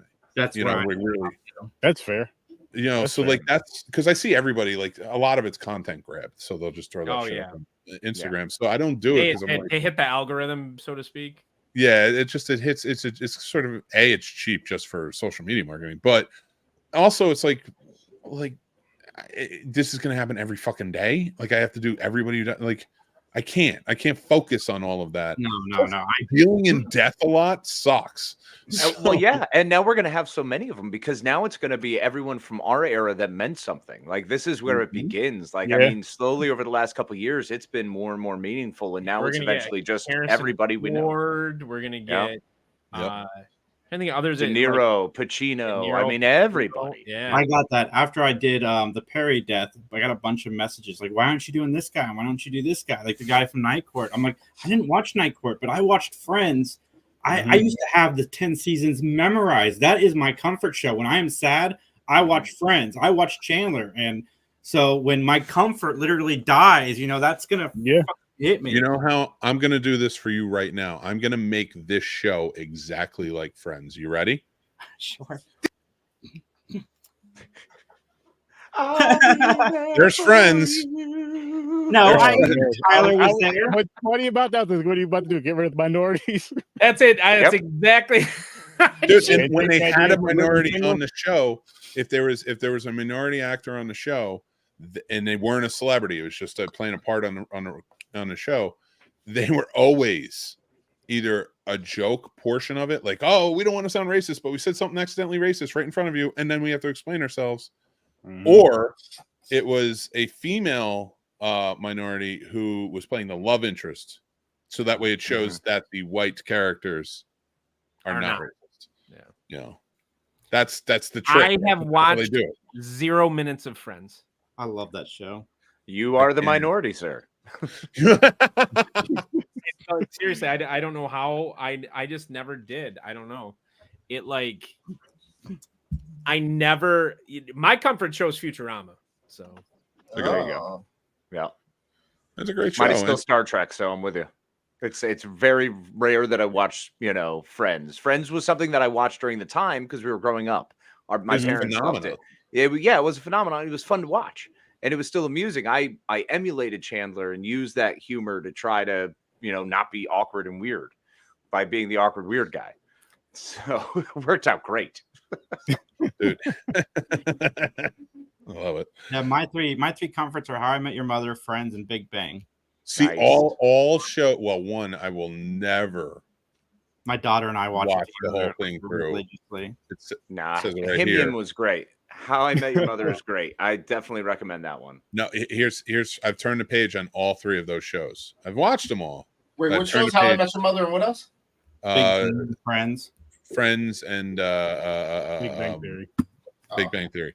Okay. Big Bang Theory is fuck that. It's out. Screw that. That was like old people fodder. People love that shit. That's me and my daughter. CBS. Soul was that show. Um, I'm not gonna Friends- lie. The other two, Jason, 0 minutes. Yeah, Hey, Friends. I didn't get the joke when Mick said no Big Bang Theory logic. Nope. You get it I have now. no idea. I have no idea. I feel embarrassed a minute. That's like pop Don't- culture 101, right? Like Don't that feel is- embarrassed about that. Actually, honestly, I think we need to get back to a point where when people say I haven't watched something, we stop being like, really? Why? Why wouldn't she Yeah. see that? Why would-" Just like, honestly, it's fine if you don't want to waste your life on it. Even if it's fucking Jurassic Park or Jaws, which are goddamn perfect. If you haven't seen them, it's fine. I've seen Damn. it many times. Or it's like if the person hasn't wants seen to see it and they haven't seen it, it's like, oh, cool, you get to watch that for the first time instead of I can't believe you didn't watch that. Mhm. We need to normalize that. So, and with books Mhm. too. Yep. I think books need to as well. Like we need, like if somebody didn't read something, be more enthusiastic rather than accusatory. Like You didn't read A Tale of Two Cities? What's wrong with your life? Like, Yeah. Best of times, it was the worst of times. On the We flip can't- side of that, We gotta can't stop- now with them burning and banning books. So fuck. we gotta stop hating on people that like stuff too. Yeah. no, fuck that. You're out. Just you like mean- things. No, You mean like The Flash? kidding. No, You The mean like Flash. the Flash? I can't agree with Jason, but the thing I like about Jason with him liking everything, like Dan, this doesn't go for you. I think I don't like everything though. That's what's so you funny. do. You like most things, and the reason I do is because there's like an adorability to it. And that's not lessening you. That's saying like you really do. Like a lot of people will say that to fuck around or whatever. You really, and sometimes I think Dan is fucking with me. Sometimes I'm like Dan. Nick, I don't come on, agree. you and I'm know not I listening am to you right not. now. You I'm know I'm telling not. Jason. The guys on my Wouldn't that be podcast, some shit, though, if Dan gets off of here and goes running to watch Jaws back to back to back to go to sleep every night? Watches all four in a row. Ah, me and the guys on my podcast want Dan and I to do a show called We Like Everything. nice. You don't like good things. That's what we'll say. We'll say like we like everything but the good things. No, I like Dan is good things, speaking, too. but he's muted right now, and I love it. We like everything you don't. That's what it should There be you called. go. My wife's top 2 movies. How did that even happen? I don't know. It's funny. Oh my! mic- my That's mic- because God Spielberg, aka Spielberg, was like, "Nah, dude, No, you don't get to so talk anymore." top 2 movies for my wife happen to be, and we'll put 3 in there: Jaws, Jurassic Park, and Scream. I would Because your not. wife's a genius, and we I love would it. not. I'm Mick. I would not complain about those movies if I didn't have to, because they get me in trouble. Like Your wife's the smart one. You need to see what she sees in them. See, See, I like Jake, and I get it, man. That's why this needs to be a safe space for you, where you're allowed 2 out to of 3 hate. ain't bad. Two out of 3 are not bad. 2 out of 3 aren't bad. I like 2 out of 3 of those movies. That's like Can't you Meatloaf hate Odds. something else, dude? Can't you just find something else to hate that I'm like, yeah, dude, I'm with you on that. That I don't like that either. we agree on a lot of movies, Mick. We do. And actually, I like a lot of your opinions. I came back around on Nightmare on Elm Street remake. I can't believe I love that movie as much as I love it too, man. You got me. It's pissing me off as much as I love that movie. Hear that, Casey? Didn't you say how You're perfect next. Freddy versus Jason was just an hour ago? No, Yep, definitely one of the best. Casey. Listen. None of us wanted to watch this movie, and go back and revisit Nightmare on Elm Street the remake. It is a very well written script. It's very well acted. It's so good. It blows my mind that it's so good. It was one of my most hated movies. I even apologized to Dan. Dan, I apologized to you for 5 minutes on 3 Geeks this week. I still maintain the CGI sucks, though. Yeah, I don't disagree with that. But the story, man, the way they connect the kids to Freddy Krueger and just, it is so well written. Dude, I will agree. There were parts that I enjoyed. I like Jackie Earle Haley. I like the job he did. I don't really care for a lot of, you know what? But I'll give it another shot. Try. You know I'm what? gonna throw my hands in the air. How many years ago was it that you watched it? At least 3. Okay, because for me it was like 7 or 8 years or something like that. I forget how long ago, but it was a long time. But when I rewatched it, I'm like, I'm kind of seeing some of these points. Like I kind of like it. Like not now. The original's the original. Exactly. But You know, dude, of course. But during the COVID, I actually tried to check everything. I wanted to recheck myself. So I watched the Friday the 13th. I watched the New Nightmare. I watched all of those. And yeah, all right. I'll give it a shot. I'll re-give it. I mean, best for me, it was a middling C. It didn't suck, but it wasn't great. I didn't enjoy it. I really how they connected it all together. Like the people that Freddy is trying to kill are the same kids that he actually, was trying to when he was younger. And they made it impossible to like Freddy Krueger in that remake too, which is another thing that I like because he's a disgusting human being. Exactly, which that is a good thing they focus on. It's just it'll never stack up to Dream Warrior. So, oh no. No, but there's an argument for it to be number 2 or 3 on that list, though. Yeah. Okay, all right. We'll give it a shot. I'll give it a go. They gave it. I gave it a B+, and Jason gave it an A-. Casey. Whoa! I didn't go that high. I'm like, maybe wow. Like I said on the thing, I said my opinion could change because I was just so culture shocked because I hadn't seen the movie in 10 years and I adamantly hated it. So yeah, it might change a little bit, might come down a little bit, but man, I was just shocked because me and Nick were this is Jason's way. This is Jason's way of saying no. I hate everything people like, and I like everything people hate. That's not true. I only dislike Hocus Pocus and Brendan Fraser. Except well, first of all, you're definitely wrong on the second one. You don't like Hocus Pocus, Jason? I like the second one. Dan, you don't get to be shocked by that. Come on. No, I didn't like. I loved both Hocus Pocus movies. The second one was pretty good. Let me say this, Dan. I'm going to go back and watch the first one because I like the second one so much. Okay. That maybe I was just in a bad mood. My wife's with you, Jason. My wife, so she had never seen it, and I was like, "Well, we got to watch it." So we did. I just watched it more recently, and she was like, "I don't get it," and I was like, "I guess maybe it was just you had to watch it when you were a kid." But the second one was funny. I laughed my ass off. See, and I don't remember if I watched the second one, but with the first one, watching it, I think I did it last year, and then I just didn't like it. I was like, this is just, as a kid, I enjoyed it. Same with Indiana Jones, and watching it as an adult, I'm just like, I can't do this. I tried. That's fair. You're wrong about Indiana Jones, but it's fine. But I understand both because of the nostalgia and the feelings that people do get from those films. There's plenty of films I get those same feelings for, but I just I don't even see Chris sleeping. Yeah. Chris doesn't sleep. We're in a group chat with Chris, and like he'll message all night. Like this dude is always streaming. He's always going. This is when he sleeps. Is when he's on our shows. It's funny because it's like the editing, the fucking networking, all that other shit is the work to me. And then when I'm on the shows is when I'm like, all right, now I get to go do the part of my job I like. You know what I mean? Yeah. There you go. When I'm streaming a game or fucking chatting up with people or you guys about all this shit, this is when it's like, okay, this is cool. This is the good part of work right now. Exactly. I get like 3 hours a day of stuff like this, and then 14 to 16 of editing and networking and getting into chats to hit people up on Discord and shit. I think to wrap up, Mick, I think each of us should go around and do like our favorite memory of the past 300 episodes. I would love to do that, and at the end, I do have something special for all of you.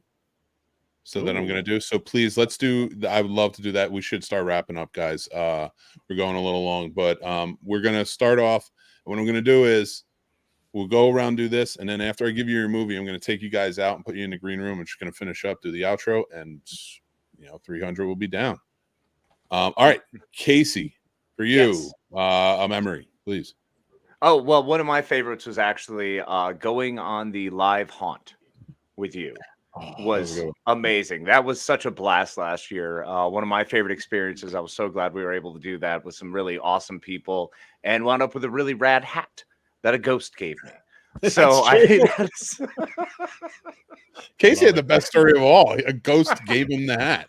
that was pretty dope. So that's probably one of my favorite memories over the last years. I love it. Dan, how about you, my friend? There are a lot to choose from. But I'd have to say getting hit by a chair by my wife on a fundraiser. I wish I seen that. That was pretty good. That was pretty good. I'll find the clip for you. Yeah, that was pretty good. Getting hit by however many car bombs. Was it car bombs you were doing? Yeah. I did 6 in a row, Sturdy. And then she hit me with a chair. And that was it. So this is the craziest part about that night. Those are just the 6 that I did on that clip because it was my 15-minute segment, remember? And we had gone on there to initially talk about how important pet insurance was because we didn't have it when Tally needed her surgery. And it was like, Jesus. Mm-hmm. And instead, so I did 4 Irish car bombs before the show. I did 6 during the show. Holy fucking shit! and then later came on to talk about horror, and I instructed everybody on the etymology and origins of lycanthropy being mostly Germanic and partially Celtic. And Mick got his mind blown because I could say lycanthropy after 9 Irish car bombs. Truth. That's very true.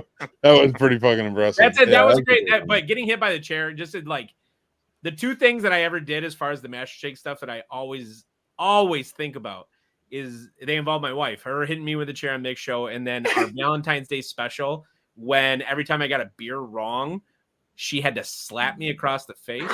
It was great. Night. So that's he took some abuse for those, man. I think this is more of a kink for him, right? It's not. To be honest, it's not sexual. I'm not I get but my wife is incapable of causing me pain. She's just not strong enough. She's just not strong enough. That's why he bought her the cat of 9 tails. He needed the extra push. Nice. She's just not strong enough. All of a sudden, you see her car just come through the wall. Oh, what man. Baby, call me Jesus. There's a historically accurate movie for you. Oh, my God. Jason, buddy, how about you, man? Give us your memory. First off, that live hunt was fun. It's where I met Sturdy. So, it's very close between 2.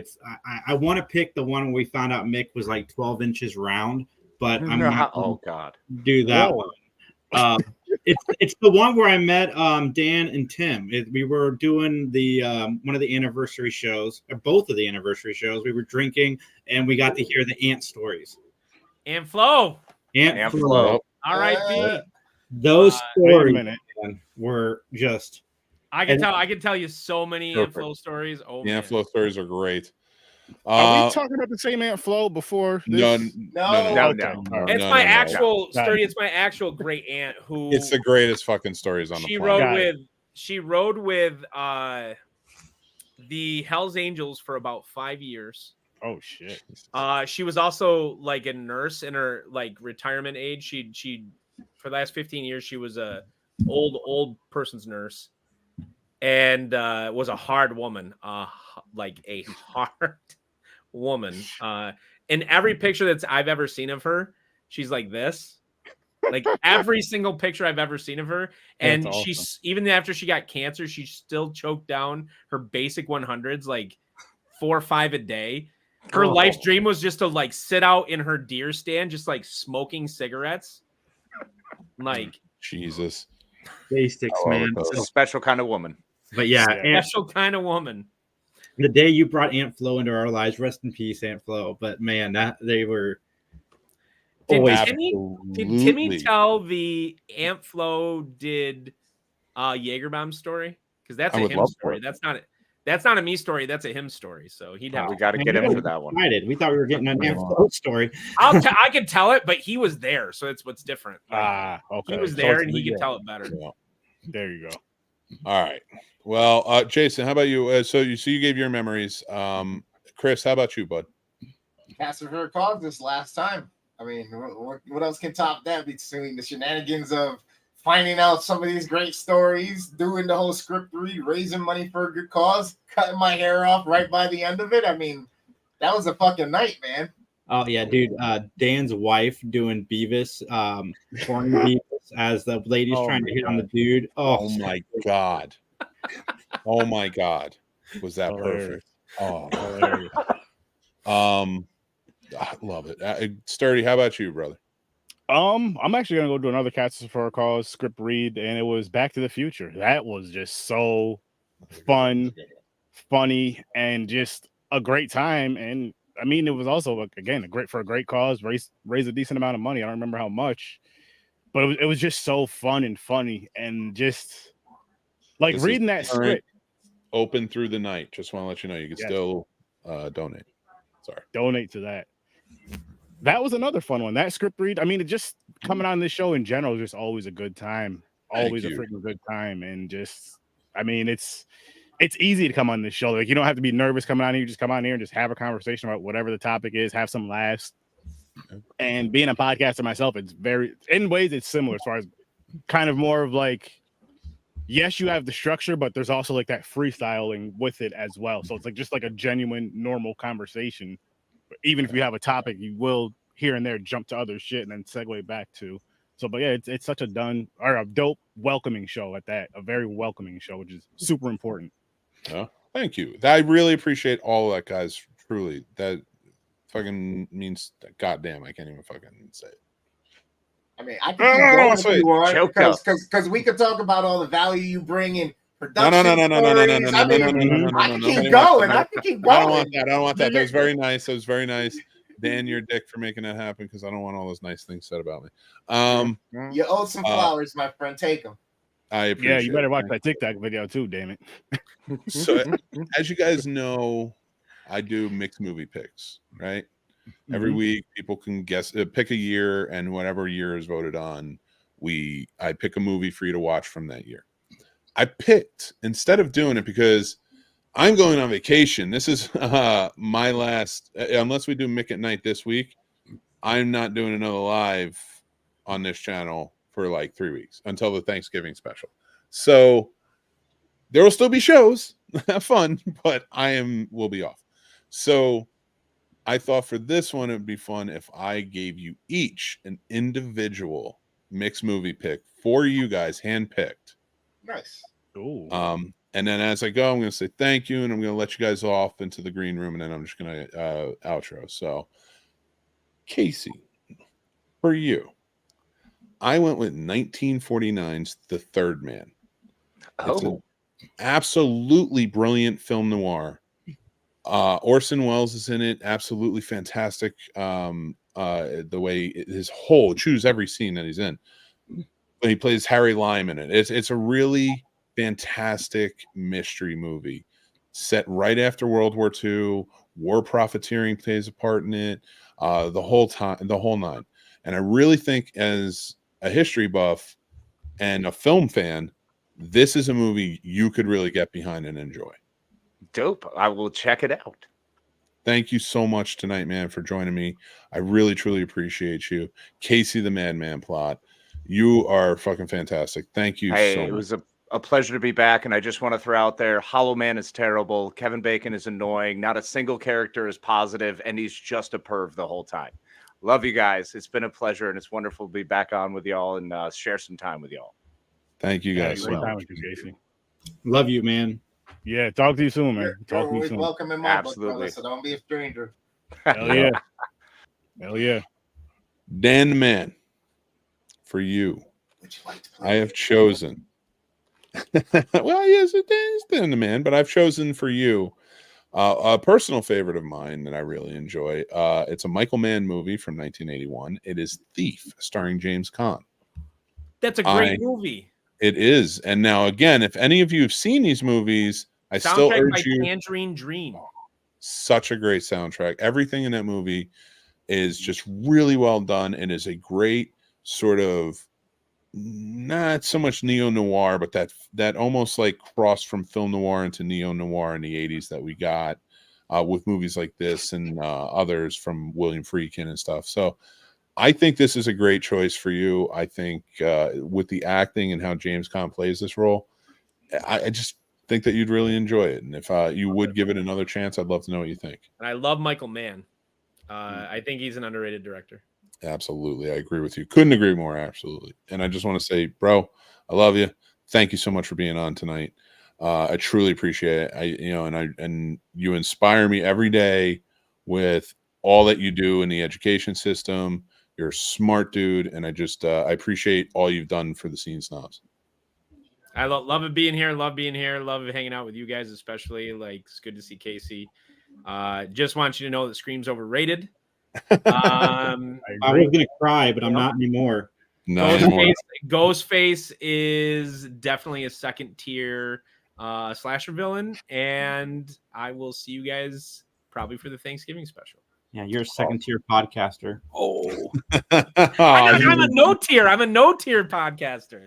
He's the mixology. You fucking leave that man alone. His shows are amazing. They are. I'm just playing. There's no way, Jason. You're next. There's no way I'm kicking the minorities off if I've already done it. That's true. Yeah, sorry, man.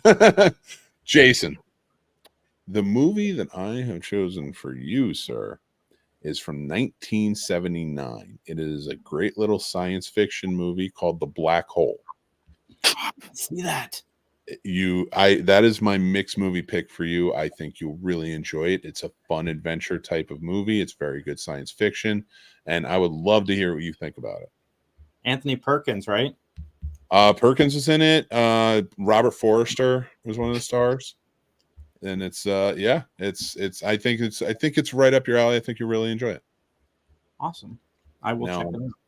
On top of The Black Hole, I want you to know that I truly appreciate our friendship, all you've done for the Scene Snobs. You've been a part of it for a long time, and thank you so much for all you do with the Scary Snobs, and just joining and helping out whenever I need you. And yeah, you've been a great guy to have along and be a part of and partnered with in so many things. Well, I thank you. It's been fun, and I love being here. Thank you so much, man. I really truly appreciate you, and I'm going to put you in the green room now. And then we're going to get the Puerto Rican or the black? I got to go with Puerto Rican first. I feel like it's less offensive.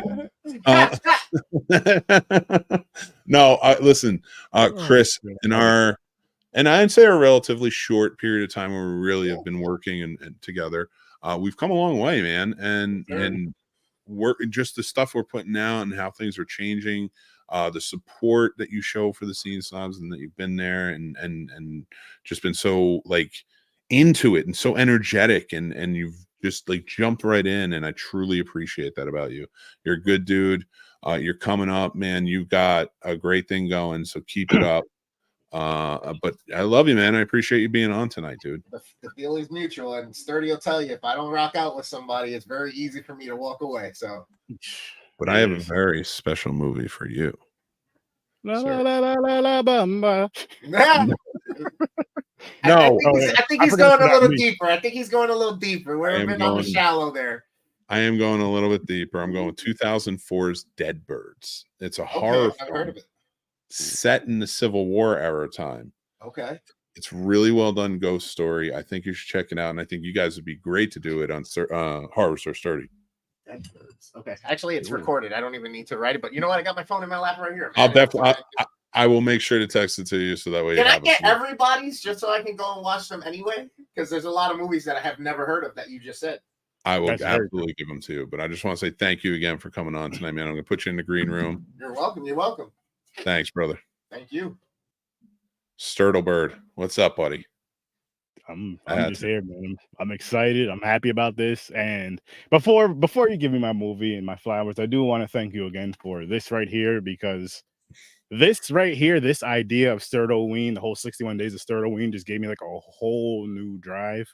So you could ask my wife. There's times where I'm like, all right, listen, we're gonna watch these 2 or 3 movies today.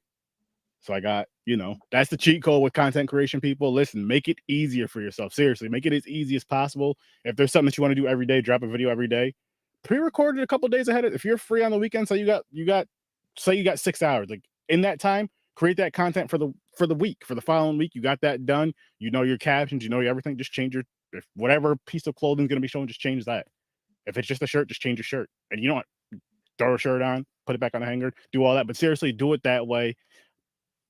If you get yourself ahead of time, and then you can start working on week 2, coming up with ideas for week 2. You have that whole week to come up with ideas, and I'm learning that from this man.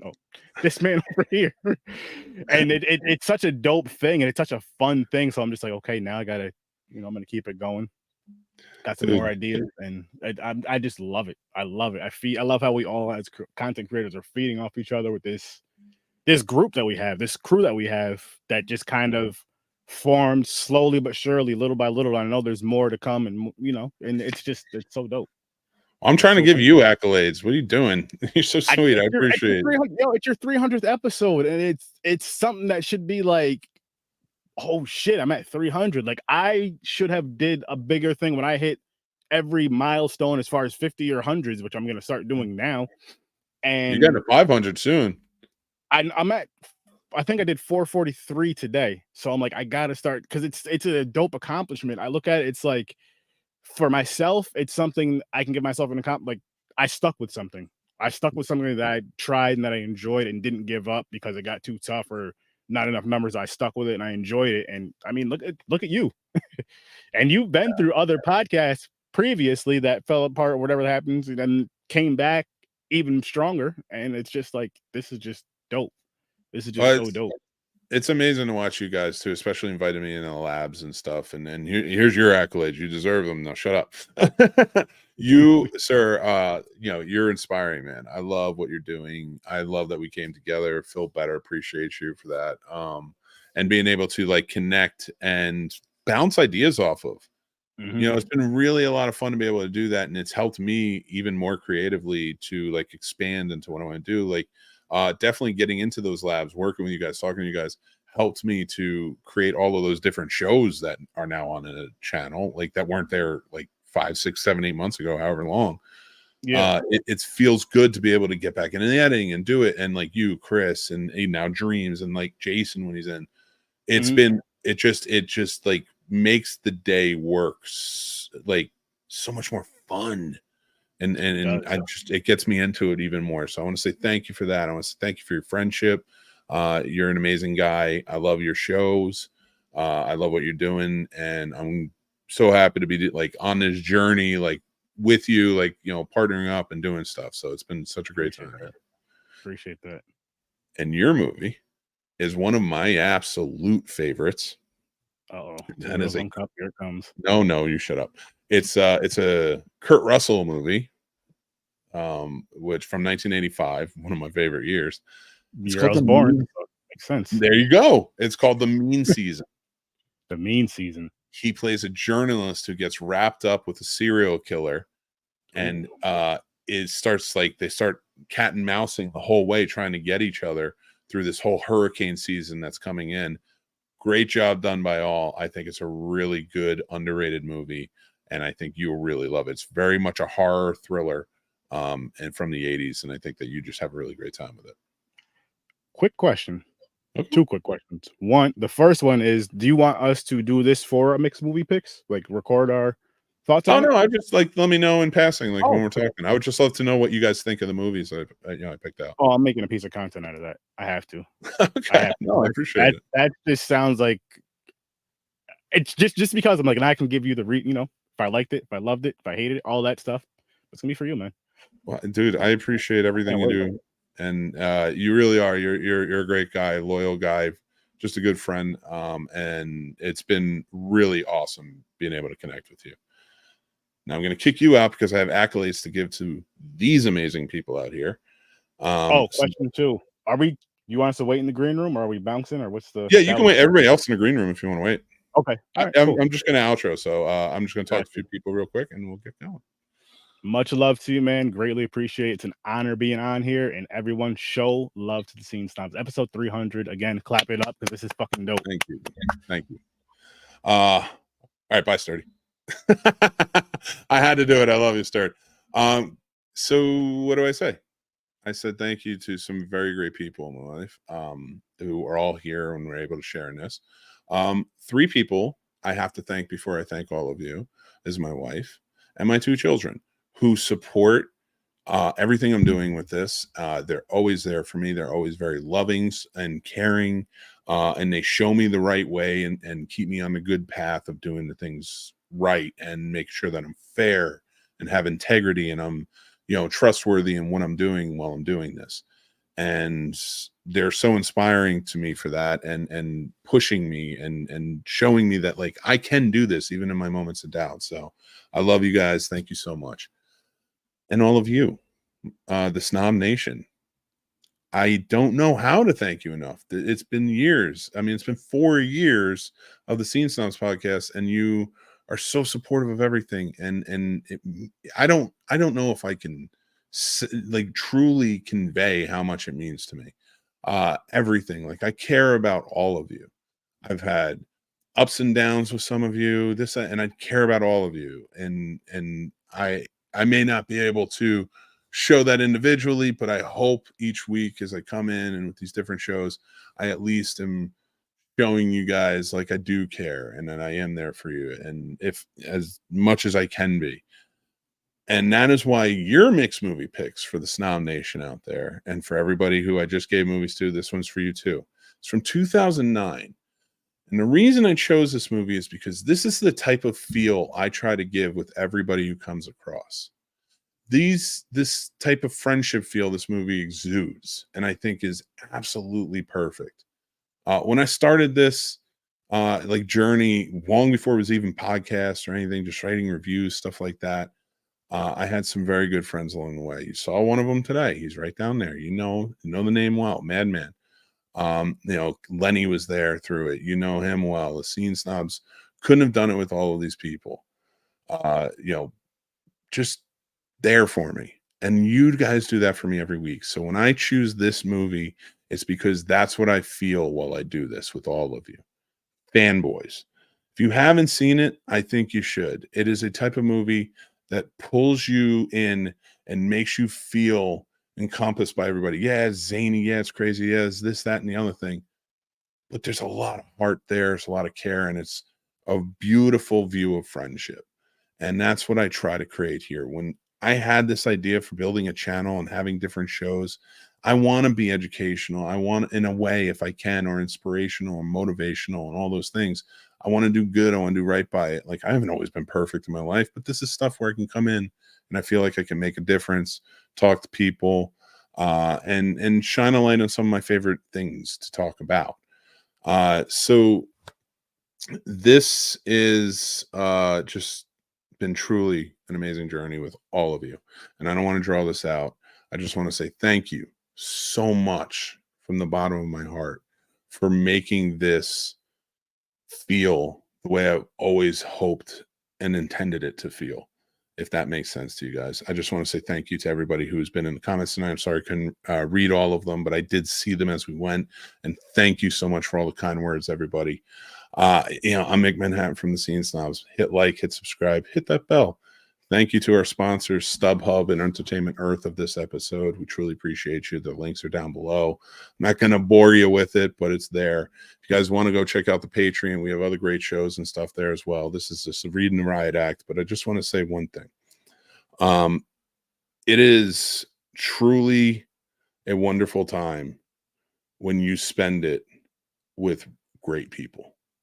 And I got to do that tonight. And I truly appreciate that. And all of them and all of you for doing that with me. So until next time, as I've been saying, inspired by the Madman, be kind, stay classy, and take care of yourself because you're important. All right, everybody, take care. Bye.